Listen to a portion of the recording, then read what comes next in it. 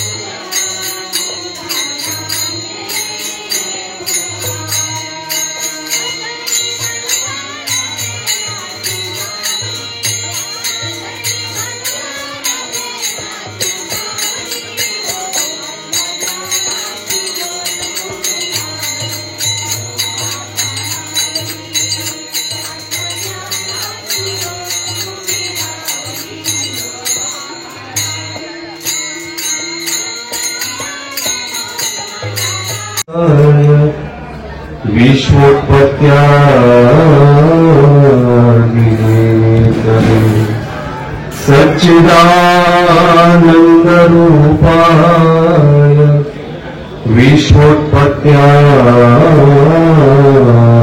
विश्वोत्पत्त्यादिहेतवे तापत्रय विनाशाय श्रीकृष्णाय वयं नमः. तापत्रय विनाशाय श्रीकृष्णाय वयं नमः. श्री गोपाल कृष्ण महाराज की जय. आणि म्हणून भगवद्गीता जयंती महोत्सव आपण आज साजरा करत आहोत. आज गेली 5,500 वर्षांचा काळ उलटून गेल्यानंतरही, मागे पडल्यानंतरही ज्या ग्रंथाची गरज आपल्याला निर्माण व्हावी, ज्या ग्रंथाचं प्रेम आपल्या मनातून कमी होऊ नये, असं या ग्रंथामध्ये काय असेल, असा प्रश्न स्वाभाविक आपल्याला पडलेला आहे. की 5,500 वर्ष उलटून गेलेली आहेत, मागे पडलेले आहेत. जुन्या गोष्टी आपण विसरून जातो, पटापट विसरून जातो. गरज आपली फार कमी काळाची असते. माणसाची जी गरज असते ना, आज आपण ज्या वातावरणात राहतो ना, इथे माणसाची गरज फार कमी काळाची झाली आहे. मग ती वस्तूची असेल की माणसांची असेल. माणसं सुद्धा आपण वापरून पटकन बाजूला ठेवण्याचा प्रयत्न करतो, वस्तू सुद्धा वापरून आपण पटकन बाजूला ठेवण्याचा प्रयत्न करतो. त्या वस्तूचं मूल्य कमी होत जातं, माणसांचे मूल्य कमी होत जातं. मात्र भगवद्गीता ही एकमेव अशी आहे की 5,500 वर्ष उलटून गेल्यानंतर सुद्धा जिचं मूल्य कमी झालेलं नाही, जिचं मूल्य पुसल्या गेलेलं नाही, अशी ही भगवद्गीता आहे. अशी भगवद्गीता आहे. पहा ना, तुम्ही आज बाजारात गेलो ना, आपण 50,000चा जरी मोबाईल असेल ना, 50,000चा, 1,00,000चा जरी असेल ना, फक्त तुम्ही मोबाईल घेऊन दुकानातून खाली आणि दुसऱ्या दिवशी तोच मोबाईल परत विकायला जा. 50,000 आणि 20,000 त्याचं मूल्य घसरलेलं असतं, घसरतं की नाही? प्रत्येक गोष्टी पटापट जुन्या होत जातात. मात्र हा जुनाच ग्रंथ आपल्याला परत परत पाहिजे, हा जुनाच भगवद्गीता नावाचा ग्रंथ आपल्याला पुन्हा पुन्हा पाहिजे, अशी गरज या ग्रंथाने तयार केलेली आहे, अशी गरज तयार केलेली आहे या ग्रंथाने.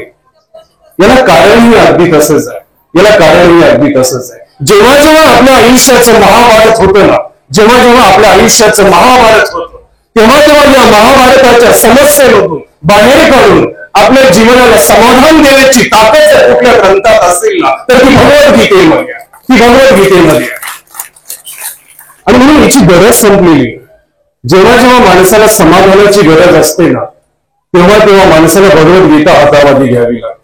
भगवद्गीतेशिवाय समाधान तुम्हाला कुठेच मिळणार नाही, कोणत्याच वस्तूतही मिळणार नाही. आणि म्हणून मी महाभारत आणि भगवद्गीता या दोन ग्रंथांकडे जेव्हा पाहिलं ना, दोन्ही ग्रंथांमध्ये मला दोन गोष्टी दिसल्या. कोणत्या? महाभारतामध्ये समस्या दिसल्या, फक्त समस्या आहे, आणि भगवद्गीतेमध्ये फक्त समाधान दिसलं. आणि म्हणून ज्याच्या ज्याच्या जीवनामध्ये समस्या निर्माण आहेत, आज जो जो माणूस समस्याग्रस्त झालेला आहे, तो महाभारत जगत आहे. प्रत्येकाच्या घरी महाभारत चाललेला आहे, प्रत्येक माणूस महाभारत घेऊन जगतो आहे. मग त्याला भगवद्गीतेची गरज पडते की. भगवद्गीता म्हणजे काय? समाधान आहे, तुमच्या जीवनाचं कायमचं समाधान. आज असा कोणता माणूस नाही जगामध्ये की ज्याला समाधान नको आहे. विचारा तुम्ही भिकारी माणसाला, विचारा काय पाहिजे, तो म्हणजे समाधान पाहिजे. विचारा तुम्ही श्रीमंत माणसाला, विचारा काय पाहिजे तुला, तो म्हणजे समाधान पाहिजे. विचारा तुम्ही बांगल्यावाल्याला, विचारा काय पाहिजे तुला, तो म्हणजे समाधान पाहिजे. विचारा तुम्ही जमीनदाराला, विचारा जमीन घेतोय कशासाठी, समाधान पाहिजे. मात्र मिळालं का तुला? विचारा, नंतर जाऊन विचारा मिळालं का? तो प्रयत्न तर फार केला, मात्र नाही मिळालं समाधान. प्रयत्न तर खूप केला पैसा कमवण्याचा, 7 पिढ्या बसून खातील इतका कमवला गेला, मात्र जी मिळायला पाहिजे ना, जी मिळायला पाहिजे ती मिळालंच नाही. मन असं कोरडं झालेलं आहे. पहा तुम्ही, आज श्रीमंत माणूस ही कोरडा झाला, जमीनदारही कोरडा झाला. जे समाधान पाहिजे ते शिल्लक राहिले. आणि म्हणून आज जगातल्या प्रत्येक माणसाची एकच गरज आहे, एकच गरज आहे. देश कुठलाही असो, धर्म कोणताही असो, पंथ कोणताही असो, घर कोणताही असो, जिल्हा कोणताही असो, गाव कोणताही असो, माणूस कोणताही असो, त्याची गरज एकच आहे, ती म्हणजे समाधान. आहे की नाही? पहा तुम्ही, प्रत्येक घराला समाधानाची गरज आहे, प्रत्येक माणसाला समाधानाची गरज आहे. गावाला विचारलं काय पाहिजे, समाधान पाहिजे. शहराला विचारलं काय पाहिजे, समाधान पाहिजे. जिल्ह्याला विचारा काय पाहिजे, समाधान. आपला देश सोडून दुसऱ्या देशात विचारा काय पाहिजे, समाधान पाहिजे. मिळतं का ते समाधान? नाही मिळू शकत. जोपर्यंत भगवद्गीता तुमच्या हातात येत नाही, तुमच्या वाचनात येत नाही, तुमच्या जीवनात येत नाही, तोपर्यंत समाधानच मिळू शकणार नाही. मिळू शकतं का? आणि म्हणून एक घटना माझ्या वाचण्यात आली. स्वामी विवेकानंद जेव्हा इंग्लंडमध्ये होते, स्वामी विवेकानंद भगवद्गीता अभ्यासली स्वामी विवेकानंदांनी. नरेंद्र नाव होतं अगोदर, नंतर विवेकानंद होऊन गेले भगवद्गीता वाचल्यानंतर. इतकं परिवर्तन झालं. स्वामी विवेकानंद जेव्हा इंग्लंडमध्ये होते ना, इंग्लंडमध्ये त्यांचा काही काळ गेला आणि त्यांची ओळख तिथे एक मॅक्स मुलर नावाच्या संस्कृत तत्वज्ञानाशी झाली. तो संस्कृतचा विद्वान होता मॅक्स मुलर नावाचा. स्वामी विवेकानंदांची आणि त्यांची ओळख झाली, घट्ट संबंध तयार झाले, मैत्रीचे गाढ. आणि आता स्वामी विवेकानंद भारतामध्ये येणार होते, ते त्यांना निरोप देण्यासाठी आले होते. आणि मग त्या मॅक्स मुलर नावाच्या साहेबांनी त्यांचा हात हातात घेतला स्वामी विवेकानंदांचा आणि सांगितलं की तुम्ही आता भारतामध्ये जाणार आहात. हो, जाणार आहे. मग भारतातली अशी मौल्यवान वस्तू मला भेट म्हणून तुम्ही पाठवाल का? काय म्हटले ते की भारतातली अशी मौल्यवान वस्तू तुम्ही मला भेट म्हणून पाठवाल का, की जी माझ्या आयुष्यात उपयोगात येईल? स्वामी विवेकानंद फक्त मान हलवली, हो निश्चित पाठवेली. आणि ज्या दिवशी स्वामी विवेकानंद भारतामध्ये आले ना आणि दिलेल्या शब्दाप्रमाणे त्यांनी कोणती भेट वस्तू पाठवली? त्यांना भगवद्गीता पाठवली. काय पाठवली? भगवद्गीता. भारतामध्ये याच्यापेक्षा मौल्यवान काहीच नाही. पहा तुम्ही, भारतामध्ये याच्यापेक्षा मौल्यवान काहीच नाही. जगामध्ये माणसं खूप आहे, मात्र भारतामध्ये भगवंत आहे, भारतामध्ये संत आहे. इतर जगात फक्त तुम्हाला माणसं पाहायला मिळतील, इथे संत पाहायला मिळतील, इथे ग्रंथ पाहायला मिळतील, इथे भगवद्गीता बघायला मिळते. म्हणून आपला देश समृद्ध झाला, भगवद्गीतेने समृद्ध झाला. पैशाने देश समृद्ध कधीच होऊ शकत नाही. पैशाने अनर्थ नक्की होऊ शकतात, मात्र तो पैसा वापरावा कसा, सत्ता वापरावी कशी, हे जे शिकवण्याची जी पद्धत आहे ती भगवद्गीतेमध्ये आहे, ती भगवद्गीतेमध्ये आहे. म्हणून ती जुनी कधीच होऊ शकत नाही, जुनी कधीच होऊ शकत नाही. तिचं मूल्य कधीच कमी होऊ शकत नाही, होऊ शकणार नाही, नाही होऊ शकत. आणि म्हणून जेव्हा जेव्हा आपल्या आयुष्याचं महाभारत झालं, असं ज्याला वाटतं ना की आता महाभारत झालं, मी समस्येत पडलो, मी अडचणीत सापडलो, मी संकटात सापडलो, त्या दिवशी भगवद्गीता हातामध्ये घ्या आणि पहिला श्लोक वाचा. धर्मक्षेत्रे कुरुक्षेत्रे समवेता युत्सव मामकः पांडवाश्चैव किम कुर्वत संजय. तो पहिला श्लोकच तुम्हाला सांगेल, अरे तूच नाही सापडला, मी सुद्धा सापडलो होतो या समस्येमध्ये. कोण म्हणेल? धृतराष्ट्र म्हणेल. आत्ताच बाबांनी धृतराष्ट्राची ओळख तुम्हाला करून दिली की जो अंधारा आहे डोळ्याने तो धृतराष्ट्र आहे. जो घरात बसूनही ज्याला डोळे असूनही जो अंधारा होतो, ज्याला भगवद्गीता हातामध्ये घेता येत नाही आयुष्यभर, तो धृतराष्ट्रच आहे की नाही? ज्याला आयुष्यभर भगवद्गीता सापडलंच नाही, घरामध्ये रिमोट सापडलं टीव्हीचं, वेळोवेळी रिमोट टीव्हीचं हातामध्ये येतं, वेळोवेळी पंख्याचं बटन हातामध्ये येतं, वेळोवेळी एसीचं बटन हातामध्ये येतं, वेळोवेळी सगळ्या गोष्टी हातात येतात. पाहिजे तशी चपाती गरम हातात येते, पाहिजे तशी भाजी चटकन हातामध्ये येते, पाहिजे तसा कांदा भरलेला ग्लास पटकन हातामध्ये येतो. मात्र भगवद्गीता जी आयुष्याला आकार देऊ शकते, जी आयुष्याला श्रीमंत करू शकते, ती भगवद्गीता वयाच्या 80व्या वर्षीपर्यंत सुद्धा आपल्या हातात येऊ नये. इतकं दुर्दैव आपलं आहे का? इतकं दुर्दैव आपल्या हातात आहे. कदाचित गरम चपाती तुमच्या हाताला येऊ देऊ नका जेवताना, मात्र भगवद्गीता रात्री झोपण्याच्या अगोदर तुमच्या हातात आली पाहिजे. एक तरी श्लोक, त्या श्लोकाचा अर्थ तुम्ही आत्मसात करा. उद्या जे टेन्शन असेल तुमच्या डोक्यामध्ये ते जरकेल कमी होऊन जाईल. कारण भगवद्गीतेच्या पहिल्या श्लोकातच महाभारत आहे. तुम्ही म्हणाल भगवद्गीता म्हणजे महाभारत नाही, भगवद्गीतेच्या पहिल्या श्लोकातच महाभारत तुम्हाला पाहायला मिळतं. समस्या बघायला मिळते जी आज आपल्या जीवनात आहे ती धृतराष्ट्राच्या जीवनात होती. मामकः हा जो शब्द आहे ना भगवद्गीतेमध्ये, मामकः म्हणजे माझ्या. अरे माझ्या मुलांनी काय केलेलं आहे, माझी मुलं काय करत आहेत धर्मक्षेत्रामध्ये कुरुक्षेत्रामध्ये, त्यांचं काय चाललेलं आहे, कुठला वार्तालाप चाललेला आहे, हे कोण विचारतो? अंधळा धृतराष्ट्र विचारतो. जो मोहाने अंधळा झालेला आहे, जो पुत्र मोहाने वेगळा झालेला आहे, तो विचारतो मामकः. आजही असंच झालेलं आहे. एकाच घरामध्ये दोन भावंड असतात, त्यांची मुलं असतात, आणि मग आपल्याच मुलाची काळजी करतो एक बाप. शेजारी त्याचा भावाचा मुलगा बसलेला असतो, त्याच्या जेवणाची काळजी नाही, फक्त आपल्याच मुलाच्या पोटाची काळजी. होतं की घरामध्ये महाभारत सुरू. जेव्हा मामकः हा शब्द तुमच्या जीवनात पक्का बसतो ना, माझं, मी आणि माझं, महाभारत सुरू झालं घरामध्ये. आलेली सुनबाई जर घरामध्ये आली ना आणि तिने जर फक्त मामकः मी आणि माझा नवरा, मी आणि माझी मुलं, मी आणि माझं घर एवढंच सुरू केलं तर सासू आणि सासरे चालले मग कुठे? अनाथ आश्रम मध्ये. झालं महाभारत सुरू. किती छोटा काळ लागतो महाभारत सुरू व्हायला घरामध्ये. किती छोटा शब्द तुमच्या जीवनाचं महाभारत करू शकतो. मामकः फक्त माझं, फक्त माझं, एवढं महाभारत सुरू होऊ शकतं घरामध्ये. होतं की नाही? महाभारत संपलेलं नाही. समस्या कधी जुन्या होत नाही, कधीच जुन्या होत नाही. त्या काळातही त्या समस्या होत्या, भावंडांची भांडणं होती. आज या काळातही समस्या त्याच आहेत की नाही? समस्या त्याच आहेत, बदलणे. कुठे संपलं महाभारत? कोणी संपवू शकत नाही. पहा तुम्ही, मी नेहमी एक गोष्ट सांगतो. एका मुलीला पाहण्यासाठी पाहुणे आले.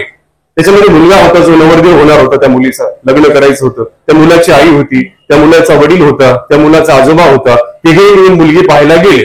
आता मुलगी पाहायला गेल्यानंतर प्रत्येक जण वेगवेगळं पाहतो. मुलाला वाटतं मुलगी सुंदर असावी, देखणी असावी, नाकेडोळी छान असावी. आईला वाटतं मुलगी घरकाम करणारी असेल, तिला खीर बनवता यावी, बासुंदी बनवता यावी, चपाती बनवता यावी, बोरुशा बनवता यावी, सगळं तिला बनवता. आईला असं वाटत असतं. जो बाप असतो त्याला असं वाटतं मुलगी कमावती असावी, कुठेतरी बँकेत सर्व्हिसला असावी, कुठेतरी पत्रकार असावी, कुठेतरी वकील असावी, कुठेतरी प्राध्यापिका असावी, असं बापाला वाटत असतं. कारण आपलं जर कधी कमवत नसलं, आपलं पोरगं जर काही निकम्म बसलं घरामध्ये, तर ती कदाचित याला खाऊ तर घालू शकेल. म्हणून बापाची वेगळी कल्पना असते मुलगी पाहायला गेल्यानंतर. मग आजोबा होते, त्यांच्याही काही कल्पना होत्या मुलीबद्दल. असे तिघे म्हणून मुलगी पाहायला गेले. मुलाने मुलगी पाहिली, नाकेडोळी छान वाटली, गोरीपान वाटली, लांब सडक केस दिसले. तो म्हणला मला मुलगी पसंत आहे. त्याने हातच जोडले त्या मुली पुढे, फक्त सौंदर्य पाहिलं.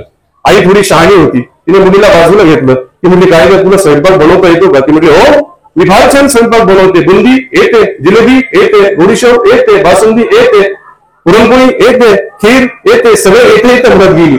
आई म्हटली मला मुलगी पसंत आहे, स्वयंपाक घर सांभाळू शकते, माझ्यानंतर माझ्या मुलाला उपाशी मारणार नाही, मला मुलगी पसंत आहे. आता बापाने विचारलं तिला, तुझं काही शिक्षण वगैरे झालं की नाही? तुझं शिक्षण किती झालं? तुम्ही मी भरपूर शिकले, डिग्री आहे माझ्याकडे, उद्या बँकेत मी मॅनेजर होऊ शकते, 1,00,000-1,50,000 पगार मला घरपोच येऊ शकतो, इतकी मी कमावती आहे. बापाचंही समाधान झालं, चला बरं झालं, कमवती सूट मिळाली. मात्र जे आजोबा होते ना, ते थोडे बुद्धिमान होते, ते थोडे अनुभवी होते. हा तुम्ही लग्न ठरवल्या जाताना म्हातारी माणसंही सोबत असली पाहिजे, त्यांच्याकडे अनुभव असतो. ते म्हातारे बाबा धोत्र हुंदरलेले, थोडे जुने कपडे अंगावर असलेले, त्या मुलीला बसवलं. डोक्यावरून हात फिरवला. म्हटले बाळा, मला अभिमान वाटला, तुझा कौतुक वाटलं की तुला सगळं बनवता येतं. छान वाटलं मला तुझं कौतुक वाटलं की तू कमावती आहे, शिक्षण झालं तुझं, तू पैसा कमावती आहे. मात्र मला एक सांग बाळा, तू काही धार्मिक ग्रंथ काही वाचले की नाही? म्हणजे हो ना आजोबा, मी खूप ग्रंथ वाचले. कोणती वाचली? तिने पटापट नावं घ्यायला सुरुवात केली. मी भगवद्गीता वाचली, मी रामायण वाचलं, मी लीळाचरित्र वाचलं, मी ज्ञानेश्वरी वाचली, मी गाथा वाचली. सगळे ग्रंथ तिने अगदी बोटावर मोजले पटापट. एकच ग्रंथ तिच्याकडून सुटला आणि तो आजोबांनी पकडला. ते आजोबा म्हटले, का गे बाई, तू महाभारत नाही वाचलं? तशी ती चटकन म्हटली, ते तुमच्या घरी आल्यानंतर. म्हणजे ते महाभारत तुमच्या घरी आल्यानंतर वाचायचं आणि तसं जगायचं त्या घरामध्ये आणि समस्या तयार करायच्या. आणि म्हणून महाभारत जे असतं ना, समस्या ज्या असतात त्या कधी संपत नसतात. त्या कायम माणूस मरेपर्यंत अडचणीत असतो, मरेपर्यंत समस्येत असतो. तुम्हाला असं वाटतं का एखाद्याने फार मोठा बंगला बांधला म्हणजे समस्या संपल्या? नाही संपल्या. विचारा घरात जाऊन, 1.5 लाखाच्या घरात जाऊन तुम्ही फक्त बसा 5 मिनिटं. 10 बाई नाही रडली ना मुलाची आई किंवा मुलाची बायको, तर मला विचारून सांगा तुम्ही. तुम्हाला काय वाटतं फार सगळा पैसा कमवला म्हणजे समस्या संपल्या का? नाही संपत समस्या. समस्या जोपर्यंत माणूस जिवंत असतो ना तोपर्यंत आपल्या सोबत असतात. मात्र या समस्येतून मार्ग काढायचा आहे, समाधान मिळवायचं आहे, तर भगवद्गीता हातामध्ये घ्यावी लागणार आहे. कारण या भगवद्गीतेमध्ये जीवन जगण्याचे नियम दिलेले आहे. काय दिलेले आहे? जीवन जगण्याचे नियम, जीवन कसं जगावं. तुम्ही फ्रीज आणताना बाजारामधून त्या फ्रीज सोबत एक कार्ड येतं. त्या कार्डावर लिहिलेलं असतं फ्रीज कसं वापरावं, याला महिन्यातून 2 महिन्यातून कसं साफ करावं, कशा पद्धतीने साफ करावं. त्या फ्रीज सोबत एक कार्ड येतं की नाही? एवढंच नाही, तुम्ही आणखी कोणती वस्तू घेऊन या मार्केटमधून, प्रत्येक वस्तू सोबत तिचं एक कार्ड असतं की त्या वस्तूचा वापर कसा करायचा. मात्र तुम्हाला असं वाटतं का आपण जन्माला आलो आपल्यासोबत कार्डच नाही आलं, हे कसं वापरायचं, हे मेल्यानंतर ज्याचं मडं होतं हे शरीर कसं वापरायचं याचं तुम्हाला माहिती नाही का? कार्ड, याचं कार्ड भगवद्गीता आहे. हे शरीर वापरायचं कसं, हे जीवन वापरायचं कसं, याचं कार्ड म्हणजे भगवद्गीता आहे. ते जोपर्यंत तुमच्या हातात येत नाही ना ते कार्ड, तुम्ही याचा वापरच करू शकत नाही व्यवस्थित. आणि जोपर्यंत याचा वापर व्यवस्थित होत नाही ना तुम्हाला समाधानच मिळू शकत नाही. मिळू शकतं का समाधान? नाही मिळू शकत. मला सांगा, जेव्हा कारखान्यात वस्तू तयार होते ना, वस्तू तयार करत असताना त्या कारखानदाराला माहिती असतं की ही वस्तू आपण कशासाठी तयार करत आहोत. काय माहिती असतं कारखानदाराला? तो जर ब्रश तयार करत असेल दात घासण्याचा, त्याला माहित असतं दात घासायचंच काम येणार आहे. तो जर आरसा तयार करत असेल तर त्याला माहिती आहे आरसा तोंड पाहण्यासाठीच कामी येणार आहे. तो जर चप्पल तयार करत असेल तर त्याला माहिती असते पायात घालण्यासाठीच कामी येणार आहे. सोन्याला जर असेल, तो जर हातामध्ये घालायची ती बांगडी तयार करत असेल सोन्याची, त्याला माहिती आहे हातात घालायचेच कामी येणार आहे. या कारखानदाराला माहिती असतं की आपण वस्तू कशासाठी तयार करत आहोत, त्याचा उद्देश ठरलेला असतो. मात्र बाजारात ती वस्तू आल्यानंतर ती आपण कशासाठी घेत आहोत हे जर गिरायकाला कळालं नाही ना तर मग चूक कुणाची असती? कुणाची असती? कारखानदाराची चूक असती का? जर गिरायकाला माहितीच नाही आपण ब्रश कशासाठी घेतोय, गिरायकाला माहितीच नाही आपण चप्पल कशासाठी घेतोय, तर मग चूक कुणाची आहे? कुणाची आहे? कारखानदाराची नाही, गिरायकाची चूक आहे. कारण त्याला डोकंच नाही आपण घेतो कशासाठी. एकदा असंच झालं, एका माणसाने आरसा पाहिलेलंच नव्हतं जीवनामध्ये, कधीच पाहिलेलं नव्हतं. अगदी छोट्याशा खेडेगावात राहणारा हा माणूस ज्याने आरसा पाहिलेलाच नव्हता, जीवनात कधीच पाहिलेला नव्हता, पहिल्यांदा शहरात आला, पहिल्यांदा उतरला, मोठ्या मोठ्या इमारती दिसायला लागल्या, यात्रा भरलेली होती, त्या यात्रेकडे गेला आणि त्या यात्रेमध्ये ते आरशे लावलेले होते, असे मस्तपैकी आरशे लावलेले होते. तो एका आरशापुढे जाऊन असा उभा राहिला. आरशाचे तोंड असेच ठेवलेले असतात त्यांनी रस्त्याकडे. त्याने आरसा पाहिल्याबरोबर चकित झाला. त्याने जीवनात पहिल्यांदाच आरसा पाहिलेला होता, या अगोदर त्याने आरसा पाहिलेला नव्हता. जेव्हा तो आरशापुढे उभा राहिला चकित झाला, आश्चर्यचकित झाला. त्याने ते दुकानदाराला विचारलं, हा माणूस केवढ्याला दिला? काय म्हटलं तू? हा माणूस केवढ्याला दिला? ते दुकानदाराला वाटलं एडपट दिसतं, याला माहिती नाही वाटतं आरसा कशासाठी वापरतात. चला ठीक आहे, माणूस समजून का ना, हा घेतोय ना आरसा तर विकला जातोय ना, तो 10 रुपयात दिला. माणूस घ्यायचं का? आज निवडणुकीत माणसाची किंमत ठरवल्या जाते ना, किती फुली, 2000, 1500, 5000, तसं त्या आरशाची ठरवली फुली त्याने. हा माणूस केवढ्याला दिला? तो दिला 10 रुपयात दिला. त्याने तो माणूस घेतला, त्याला माहितीच नाही हा आरसा आहे म्हणून. माणूस म्हणून त्याने घरी आणला, वरच्या घरात लटकवला असा भिंतीला तो आरसा, आणि एका जाता उभा राहायचा, हाताची घडी घालून बोलायचं, काय चाललं कसं? तुझं पोटबीट नाही दुखत, तुला भूक तर नाही लागली, बरं आहे तुझं, तुझे डोळे आज जरा चिपळे आल्यासारखे दिसतात, काय झालं, झोप झाली का बरोबर? असं जाऊन जाऊन बोलायचं त्या आरशामध्ये, स्वतःच बडबड करायचं. बायकोने एकदा पाहिलं, दोनदा पाहिलं, तिसऱ्यांदा पाहिलं, घडी घडी वरती का जातात हे, घडी घडी वरती का जातात. मग हा बाहेर गेल्यानंतर बायकोने वर जाऊन पाहिलं, नेमके बघावं तरी हे काय पाहत होता वरती जाऊन. आणि जेव्हा बायकोने आरसा पाहिलेला नव्हता जीवनामध्ये कधीच, गमत आता वेळी, तिने जीवनात कधीच आरसा पाहिलेला नव्हता. आणि ती अचानक जाऊन त्या आरशापुढे उभी राहिली. तिला मस्तपैकी गोल डोळे असलेली, तरतरीत नाक असलेली सुंदर अशी स्त्री दिसली त्या आरशामध्ये. एकदम संताप झाला, चिडली, संतापली, फणफणतच खाली आली. म्हणजे सासूबाई, तुमच्या मुलाने दुसरी सुनबाई आणली, त्याला लाज वाटली पाहिजे, खुशाल दुसरी सुनबाई घेऊन आला, मी असताना दुसरी बायको घेऊन आला. आता कलह झाला घरामध्ये. आता सासू गेली, बघू बघू बघू कुठे, म्हणून सासू सुद्धा वर गेली बघायसाठी. तिने कधी आरसा पाहिलेला नव्हता. पहा तुम्ही, तिने आरसा पाहिलेला नव्हता. ती जेव्हा त्या आरशापुढे जाऊन उभी राहिली ना, तिला पांढरे पांढरे केस दिसले, चेहऱ्यावर सुरकुती आल्यासारखे दिसल्या, दोन पुढचे दात दिसले, बागेचे दिसलेच नाही. ती म्हटली, येडी झाली का तू? तुला काही कळतं का? माझ्या पोरावर आरोप करते. अगं ही काय तरणी टाकी बाई थोडी आहे, म्हातारी पाहिजे, कुणी असेल सेवा करण्यासाठी आणले असेल त्याने. तिलाही कळालं नाही.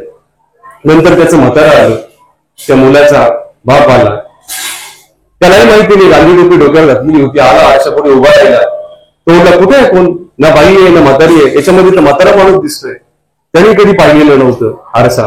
तोही गोंधळला, तोही गडबडला. आता तो मुलगा आला पण वरती, त्याला विचारलं, काय गंमत आहे? कुणी म्हणतं म्हातारा आहे, कुणी म्हणतं तरणी आहे, कुणी म्हणतं म्हातारा आहे. असं करत करत त्या ओढा तालीमध्ये हा म्हणायचा आण इकडं, तो म्हणायचा आण इकडं, असं करत करत तो आरसा फुटला, त्याचे तुकडे तुकडे झाले. आणि मग त्यांना कळालं, अरे हे दुसरं तिसरं काही नसून वेगळंच काहीतरी आहे. म्हणजे त्यांना फुटेपर्यंत त्याची किंमत कळाली नाही, त्याचा वापर कसा करावा कळालं नाही. आपल्या तुमच्या आमच्या जीवनात असंच होतं. हा आरसा आपल्याला मिळाला, मात्र मिळाला कशासाठी?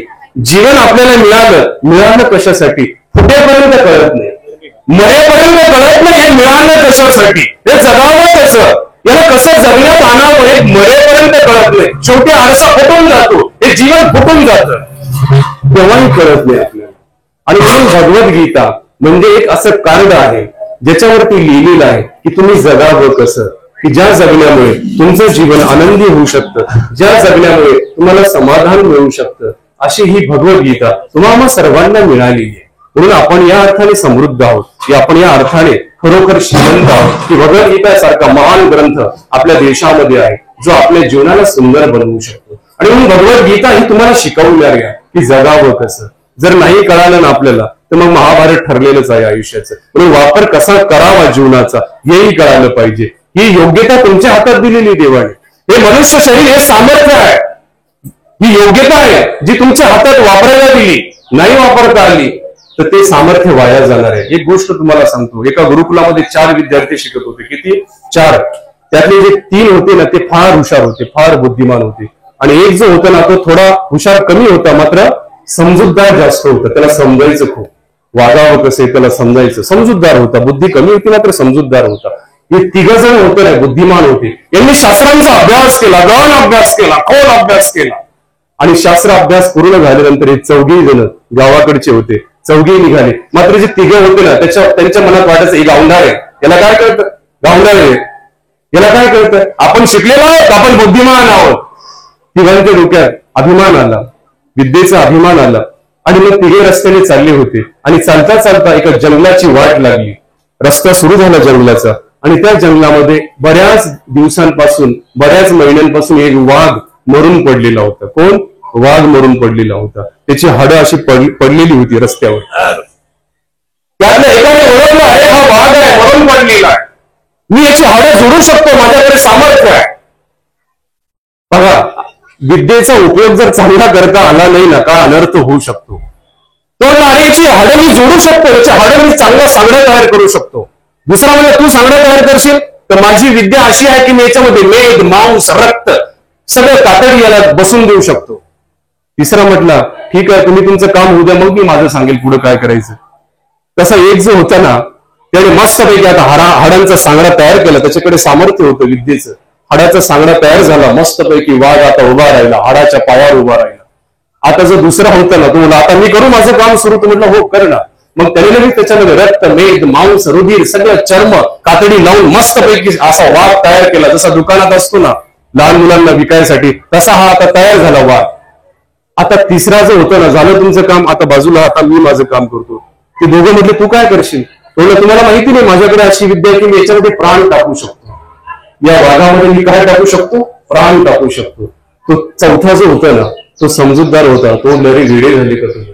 अरे तुम्हाला वेळ पण आलं काय? अरे तुझं याच्यात प्राण टाकले तर हा तुम्हाला खाऊन टाकेल, हा वाघ मारून टाकेल. जगायचं नाही का तुम्हाला? तोडे वेडपटा, चल बाजूला. काय कळतं तुला? तू काय एवढं शहाणा आहे का? आम्ही बुद्धिमान आहोत, आम्ही विद्याभ्यास केलेला, तू सरक बाजूला. तुझ्या अपेक्षाने जमत नाही म्हणून तू आम्हाला अडवतोय. तो हुशार होता. त्याने काय केलं? त्याच्यात प्राण टाकायच्या अगोदर तो झाडावर जाऊन बसला. चौथा.